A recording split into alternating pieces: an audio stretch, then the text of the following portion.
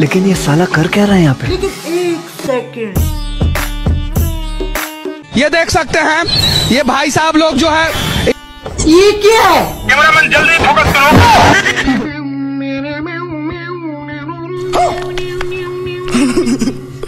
আল্লাহু আকবার, মাশাআল্লাহ মাশাআল্লাহ।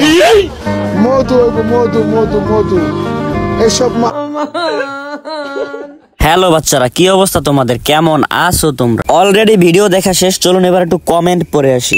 পাছা বড় হইতেছে দিন দিন। বর্তমানে কি পাছাও সার্জারি করে নাকি? এর পরের কমেন্ট গুলো পড়লে তো আপনার হাসতে হাসতে পেটে ব্যথা হয়ে যাবে। তাই বলি কি ভিডিওটি না টেনে সম্পূর্ণ ভিডিওটি দেখুন। তোর হাগু অনেক গন্ধ, তোর ঢ্যাস ফুটা কালো, তুই গন্ধ পাত দিস।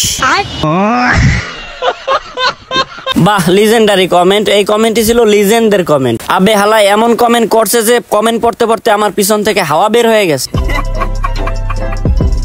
এই কমেন্টে লিখেছেন যে নাটকের মধ্যে তো ছোট দেখা যায়, এখানে এত বড় কেন?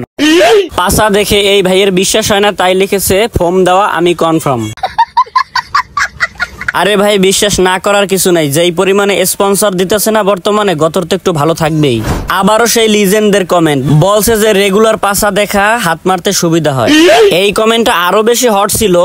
এই মামুর বেটায় বলতেছে তুমি ফাইনালি ঢ্যাশ ড্যাশ হয়ে গেলা, বাকিটা আপনারাই পড়ে নেন। এই কমেন্ট আর পড়লাম না, আপনারাই পড়ে নেন, আমি শুনি।